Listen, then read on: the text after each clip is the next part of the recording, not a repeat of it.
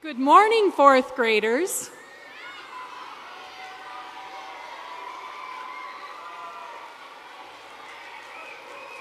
Welcome to the Washington Pavilion and to the Mary Summervold Hall. We are so excited about the next opportunity that you have. My name is Ann Smith, and I'm the coordinator for all the libraries for the Sioux Falls School District, which means that I work very closely with your librarians to make sure that our libraries are full of wonderful stories.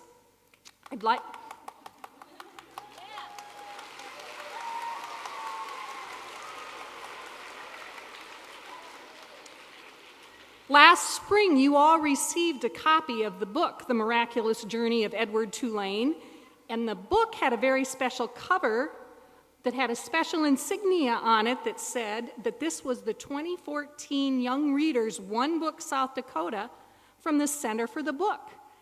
Those people, which are a whole bunch of people all across South Dakota, paid for you all to have a copy of the book for your very own to keep forever so that you could reread and remember all the stories about Edward Tulane whenever you want to. So thank you very much to the Center for the Book and for the South Dakota Humanities Council, which is the big group that the Center for the Book is part of. There are a couple other sponsors. We always have to thank the people that do nice things for us, and there are many, many, many people who came together to make it possible for you to come down here this morning.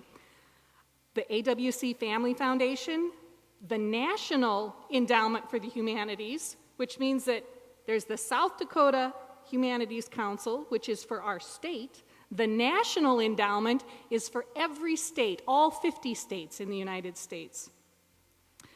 We'd also like to thank the Brass Family Foundation, the South Dakota Arts Council, South Dakota Public Broadcasting, the South Dakota Community Foundation, Avera, the Sioux Falls Area Community Foundation, First Bank and Trust, the Children's Museum of South Dakota, and the Washington Pavilion, of course.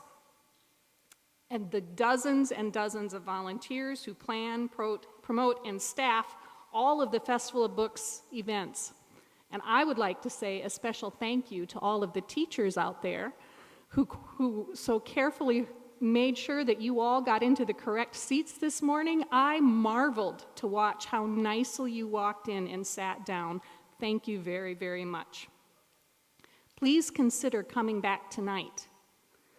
Miss DiCamillo is going to be back here again tonight speaking, and when she finishes, they're going to open these curtains, and there's going to be many more authors who will be here to sign books and talk to you. It's free, so just let your parents know that you can come down tonight, and they can hear Kate DiCamillo as well. Kate DiCamillo has written many books, including Flora and Ulysses, which was awarded the Newbery Medal this year. Many of you have probably read The Tale of Despero. Yes? Or Because of Winn-Dixie. Or maybe you know Bink and Golly. Or even Mercy Watson Goes for a Ride. Well, you're here to hear Kate. She's a native of Florida, but she now lives in Minneapolis, and she describes herself this way: I am short and loud. I hate to cook, and I love to eat. I am single and childless, but I have lots of friends, and I am an aunt to 3 lovely children and 1 not-so-lovely dog. I think of myself as an enormously lucky person. I get to tell stories for a living. Please welcome Kate DiCamillo.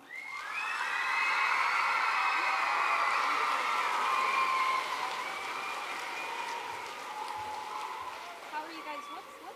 I'm going to turn on the microphone. That will help. Yes, now you can hear me. I'm so glad to see all of you this morning.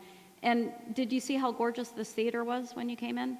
It's like astonishingly beautiful. It's actually kind of scary to be up here on a stage in front of this many people. I think I'm not going to do this. Yes, I will. Okay, I will. So what I'm going to talk to you guys about is how I became a writer. And when I finish that part of it, I'm hoping that some of you have questions about particular books, about writing in general, about the meaning of life. Anybody think they have a question like that? Raise your hand. Those are some uncertain hands. I bet you, as you sit there and listen, you'll come up with questions. So when this is over with, then we'll do some question and answer where you guys will ask questions and I'll come out to you because I can walk around with this mic on, okay? Does anybody have any complaints yet? No? Good. Okay. So let's start at the beginning. So that's me. I was born in March of 1964 in Philadelphia, Pennsylvania. I've got a brother who is 3 years older than me.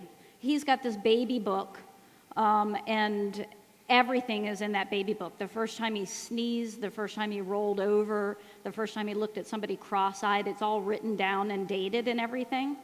My baby book has this picture in it, and that's it.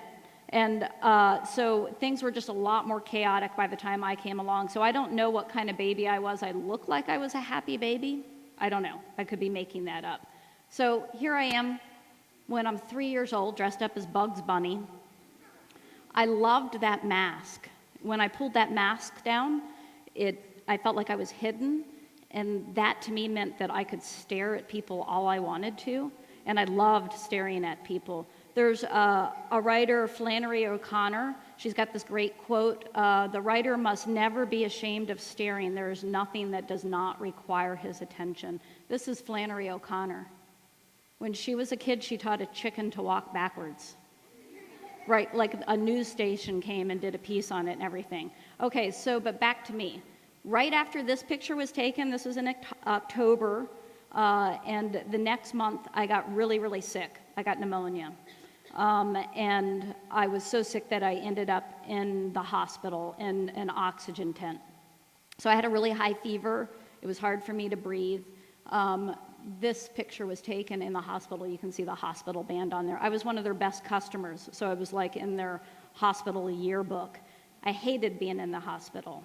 I felt lousy. I was alone a lot, and I was really, really afraid a lot of the time. There were these nurses in the hospital who wore white dresses, white stockings, white shoes, and then they had on their heads these big white hats that looked kind of like ships. And the only thing these nurses ever said to me was, "You are a very, very sick little girl." And when somebody with a ship on their head tells you that you're very, very sick, you tend to believe them. So I was in that hospital that first year. The next winter, I got pneumonia again. And I was back in the hospital that winter for a long time. The winter after that, I got pneumonia again, back in the oxygen tent, back in the hospital. So I started to get this feeling. Like, see that train? See the person trying to catch it? That's the way it felt to me. I felt like life was that train, and I was getting left behind. Everything was happening without me. I didn't get to go to school. I had a wonderful nursery school that I went to. I couldn't go because I was in the hospital all the time and I was sick. One great thing happened to me in the hospital. My dad came to visit, and he brought me this gift of a little farm in a red net bag. So everything was made out of wood. There was a little wooden sun, there was a wooden moon, there was a wooden farmer, a wooden farmer's wife, wooden chickens, wooden cows, and wooden pigs. And he laid out all the pieces of this world on the sheets of my hospital bed, and he moved things around, and he told me a story. And when he was done telling me the story, he asked if I could take those pieces and tell him a story. And I did. And it was the first time I understood what storytelling could do. It made me feel less alone, it made me feel less afraid, and it made me feel more connected to the world. So after that third winter in the hospital, the doctors said, "You're going to have to move her to a warm weather climate so that she doesn't keep on getting pneumonia. You can either go to Arizona or you can go where? Where was the other place you would go?" Florida, the Sunshine State. So that's where we moved. We moved right into the center of the state, not very far away from Orlando. How many of y'all have been to Disney World? Has nothing to do with anything, but I worked at Disney World for a long time. How many of you went into Spaceship Earth? Yeah, that's where I worked, Spaceship Earth. I wore a blue polyester spacesuit, and I told people to watch their step.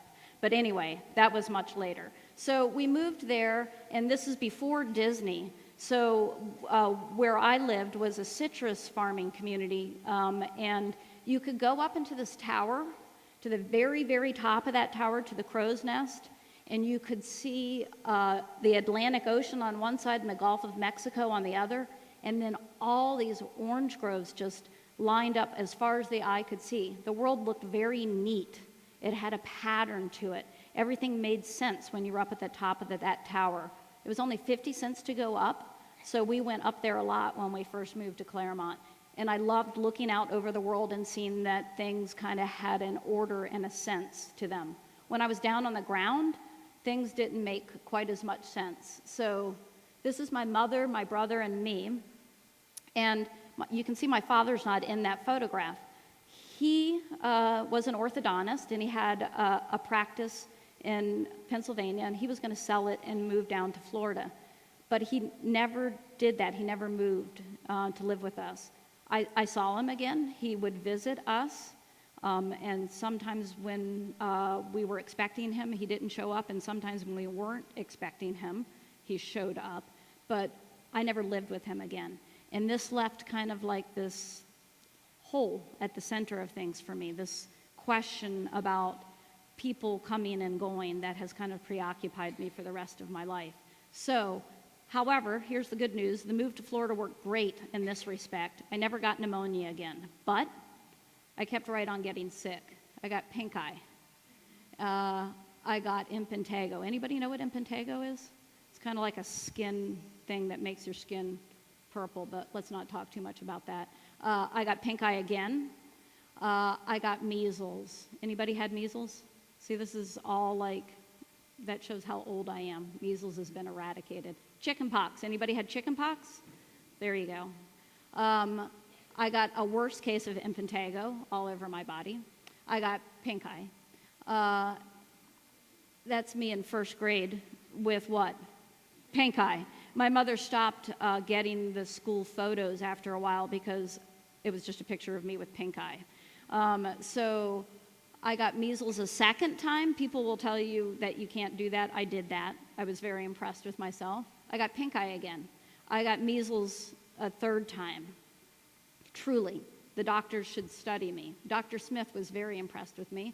I got mumps. I got scarlet fever. I got pink eye in both eyes. So it wouldn't surprise you to learn that I missed a ton of school. My mother was a teacher. She was a great teacher. She loved to teach. But she didn't stay home with me because she had to go off to teach. There were neighborhood ladies who would bring me lunch. But for the most part, I spent a lot of the day home alone. And for a good portion of that time, we did not have a TV. So what do you think I did? I read. And it was a huge gift to me. Here are some of the books that my mother bought me that I loved. Island of the Blue Dolphins. Anybody read that one? It's spectacular. This is a biography of Abraham Lincoln, who I just adored Abraham Lincoln, and I wanted to read everything about him that I could. Borrowers, do you guys know what the borrowers are? Little tiny people that live in the baseboards of a building. They're like, I think there are 4 books in that series, and they're wonderful, and they're still in print. You can find them at your library. Bear Called Paddington, about a bear who comes from darkest Peru and finds a home in London. And I don't know if these are in print anymore. All the Kind Family. Again, I think there are 3, and it's turn of the century New York, and it's this wonderful family. And I loved all of these books. Reading the books kept me occupied, but it also changed me because it made me believe in impossible things, that you could be really small as a borrower, and you could still be brave, that you could be like Abraham Lincoln and grow up in a cabin with dirt floors, and you would have fleas, and you could still go on to become president of the United States, that you could be a bear from darkest Peru and come over on a boat and find love and a family in London. So The books worked to make me believe that all kinds of things were possible. By the time I got to high school, this is my high school photo, and as you can see, I look really, really pleased with myself. I wasn't getting sick as much, and by the time I got to my senior year, I had perfect attendance, and pretty soon after this photo was taken, I went trotting off to college, and what do you think that I majored in? As somebody who loves to read, I majored in English. And I never really thought about what I was going to do with the degree until I was in my senior year of college, and I had a conversation with a professor that went something like this. So that person on the left is the professor, and then the little person on the right is me. And this is what the professor said to me: "You have a certain facility with words. You should consider graduate school." That's what he said. What do you think I heard? "You sure are talented. You're going to be a famous writer." So I thought he was trying to tell me something about how talented I was. That's not what he was saying at all. But I thought, why bother with graduate school if I'm so talented? I'm just going to go off and be a writer. And so with that really not very smart decision firmly in place, I graduated from college and entered into a time of my life that I refer to as the Dark Ages. That's what it looked like. And so during the Dark Ages, what did I do? I told everybody that I was a writer. I read books on writing. I talked to people about writing. I dreamed of getting published. I wore black turtlenecks because that's what writers are supposed to wear.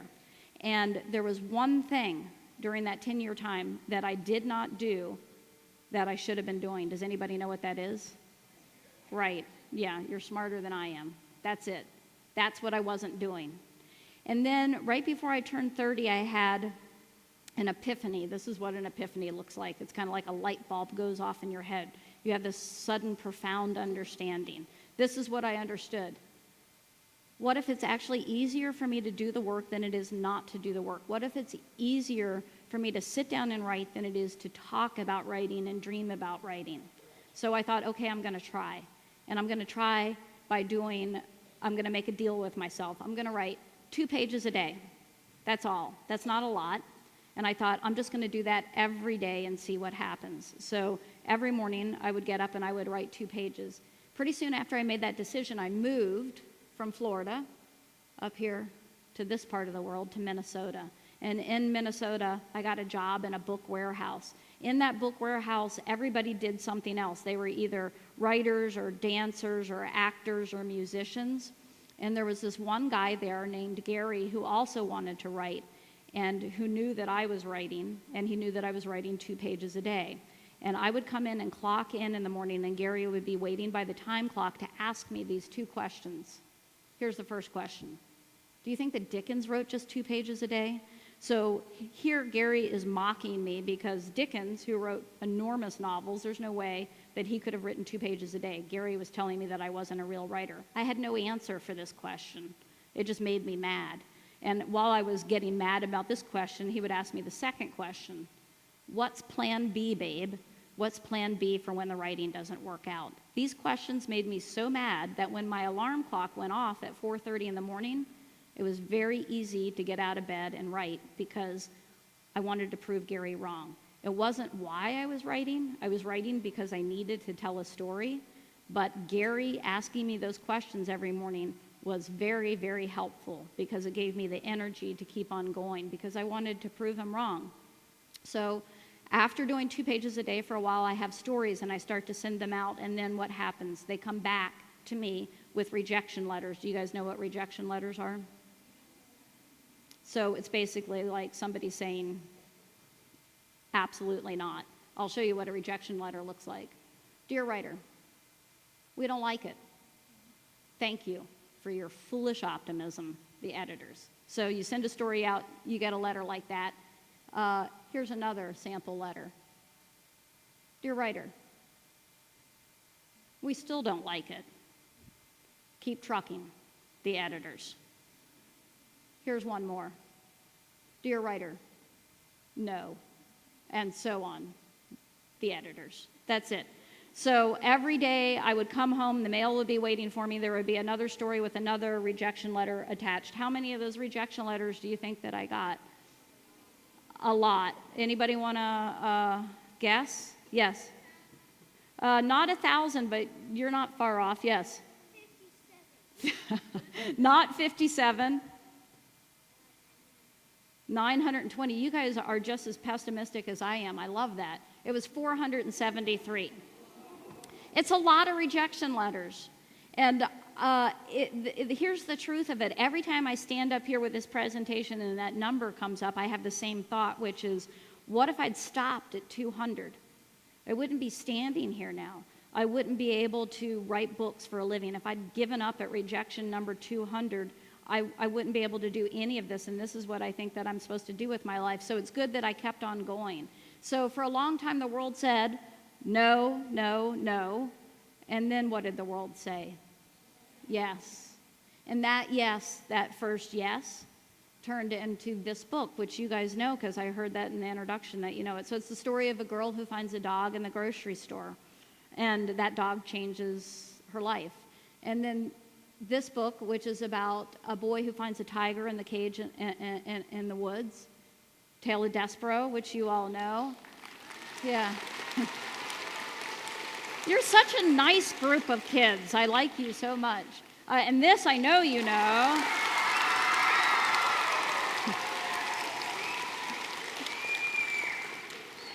I really do that. It moves me that y'all like the book. It makes me so happy. So, and then this is the book that came after that about an elephant that comes through the roof of an opera house. You know these books. Yeah.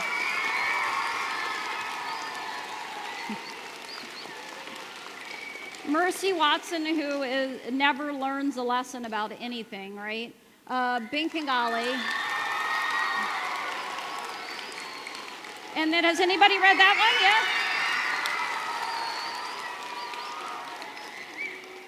I thank you. It makes me happy. So, to go back to the beginning, that feeling, remember that feeling of life leaving the station without me? When I'm telling stories, that feeling goes away because I feel like I'm a part of things. That's one thing that story does for me. Being at the very top of the tower and looking out and seeing the pattern in things, seeing that things are orderly and neat, story makes me feel that way.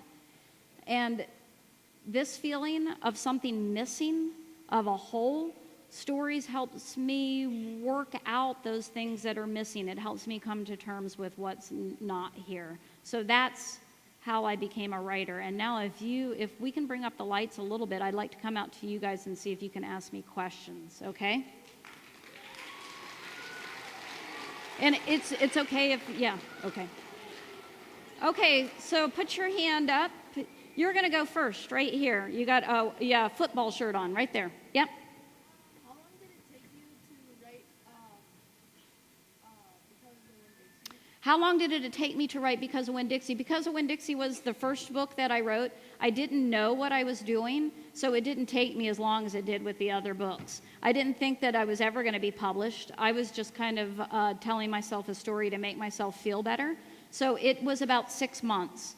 And within that 6 months, I rewrote it a total of 10 times. I rewrite a lot. I take something and I do a first draft, and then I do a second draft, a third draft, a fourth draft of the whole novel. That's the way I write, so is by rewriting. Yes? How long did it take to write Edward Tulane was the question is, how long did it take to write Edward Tulane? Edward Tulane was one of those books that comes along every now and then that just kind of writes itself. So there's always a certain amount of thinking that you have to do about what might happen next. This story just told me. So before, when I said I normally do like 10 drafts, I did 4 drafts of that book before I turned it into my editor. It was just a story that wanted to be told, so it was easier than the other ones. Okay, I'm going to try to come out here in the... you've got glitter on your shirt and a soccer ball. Yes, you, looking around at your shirt. Yep. How old am I? I am 50 years old. I know. Somebody's going to say their grandmother's that old, And I'm sorry. It'll happen to you, too. Yeah. Shh. Let me see if I can get to as many people as I can back in here. Right here, you. Yes. How many How am I 50? Like I said, someday you will remember this moment and think, wow, she said it would happen to me. It will happen to you. I know. I can't believe it either. If somebody asks me how old I am, I have to think before I answer because I still think I'm 24. So, and that will make sense to you someday too.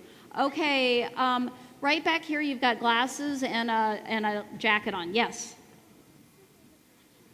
My favorite book that I wrote. Do you have brothers and sisters? One brother. And so if we lined you up in front of your parents and said, pick your favorite, which one would they pick, your brother or you? I'll tell you what they would say. They would say, we love our children equally, but differently because they're individuals, but the love that they feel for you is equal. It's the same way with me and the books. They're my kids.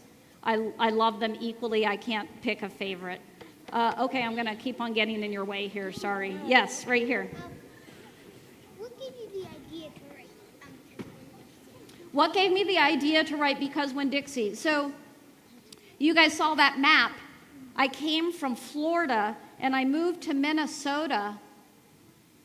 Do you think that I was shocked by the weather? Yes. Do you think that the second winter that I was in Minnesota, the high for 3 days running was 37 degrees below zero? Yes, it was. Do you think that I opened my car door and watched pieces of it fall off because it was frozen? I did.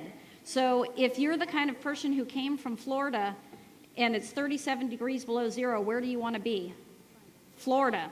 And I couldn't afford to move back home, but I could write a book that took me back home. And so that's part of where Winn-Dixie came from. And the other place that the story came from is that I didn't have a dog. It was the first time in my life I'd been without a dog. How many of y'all have dogs? That's great. How many have a cat? That's a different story. We're not going to talk about that. Okay, so I couldn't have a dog in the apartment where I lived, but I could make up a dog.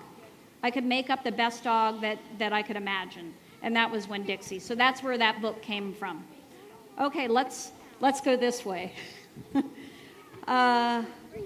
You guys are doing a great job asking questions. Right here, it's the Bears, the Chicago Bears. Yes. You're the first person that's ever asked that question. The question is, was this picture up here taken on a boat? It was. It was the Queen Elizabeth II, which was docked in Tampa, Florida at the time. And my brother was obsessed with all things British, and he made my mother drive us down there to look at the boat. Yeah, good question. No one's ever asked it before. Yes. Do I have what? Here's a good question. Do I have fun writing books? I'm going to tell you the truth.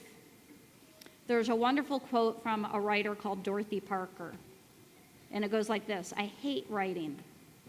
I love having written.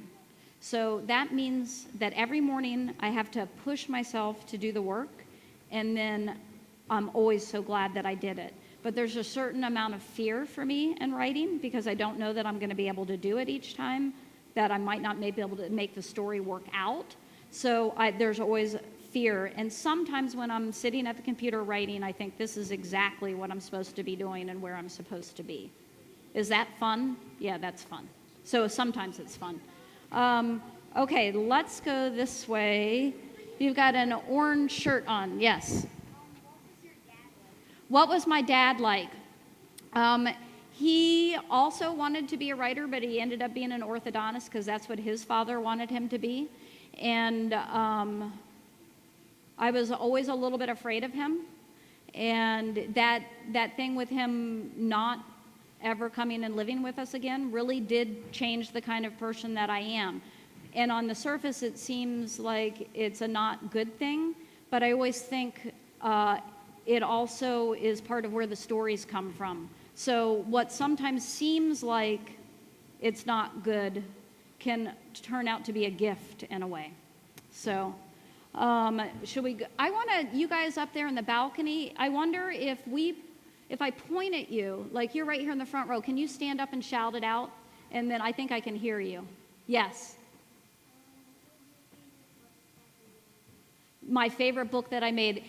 They are like my kids, and I can't pick a favorite one. And then let's do one more back there in the balcony. You've got a turquoise shirt on. Yes.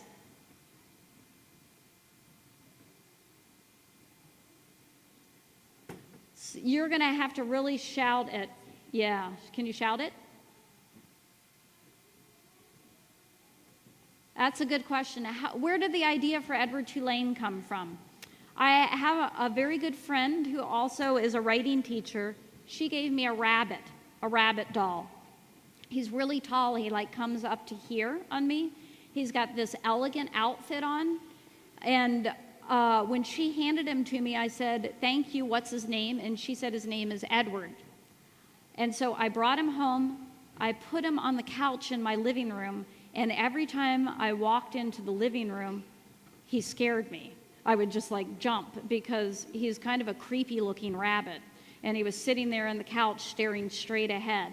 And the third night that I had this rabbit doll in the house, I had a dream about a rabbit being underwater, face down on the ocean floor.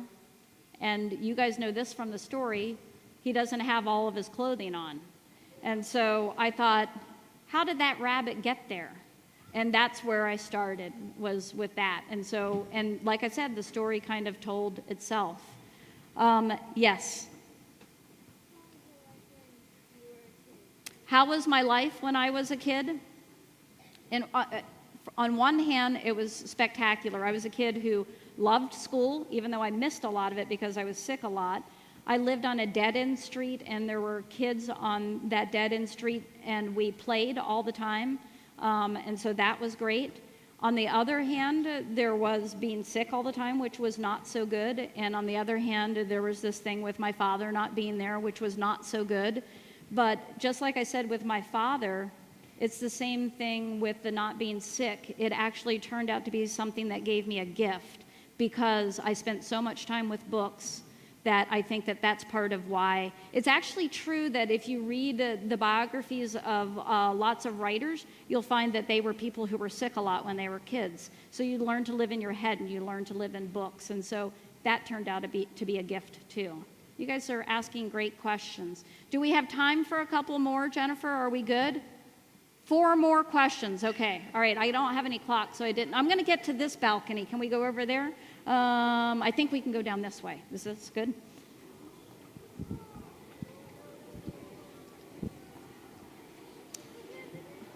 Okay, balcony number 2. And you've got it's like a neon shirt on, and you're right there in the front. Yes, can you stand up? Am I going to make more books soon? I'm working on a novel now. And I don't know quite when I'll finish it, but it's very much on my mind. So, and don't ask me what it's about because I won't tell you.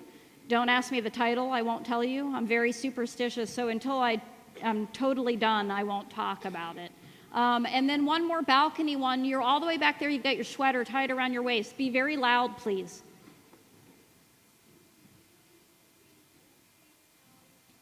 No, it's a good question. I have lots of different illustrators, and this is the thing, when a book is illustrated, people think that you work in the same room with the illustrator or that you choose the illustrator. None of that is true.